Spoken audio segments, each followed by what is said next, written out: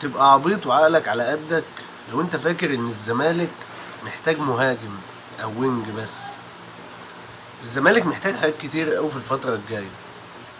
محتاج اولا استقرار اداري، وان الادارة تفهمنا الفلوس اللي علينا دي كلها هتدفع ازاي او هتتلم ازاي. مش مهم تفهمنا على قد ما مهم ان هم يدفعوها بس. ده رقم واحد. رقم اتنين، انا عايز في كل مركز لاعب مثلا زي ايه، حراسة المرمى انا عايز جون اعتمد عليه في كل الماتشات، مش عواد ضربات جزاء، مش صبحي غلطات، مش مهدي سليمان كبير في السن. انا عايز حارس كويس زي ابو جبل او جنش في السنه اللي لعبوها حلو كل واحد منهم. عايز باك مكان عمر جاب.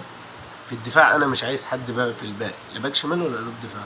نص ملعب عايزين حامد حمدان، ما فيهاش كلام يعني. وهنتغاضى عن اي حاجه تانية عشان ظروف النادي، مش عايزين حد تاني في المركز التاني في نص الملعب. قدام بقى انا عايز وينج شمال ومهاجم.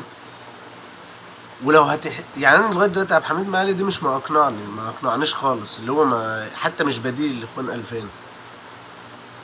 فاقول باك هاف شمال ومهاجم بس، وعندك نص ملعب حماد حمدان وباك يمين وجون. وقبل كل ده استقرار اداري ومالي علشان اللعيبه دي تعمل اللي عليها وما يبقى لهمش حجه في اي حاجه.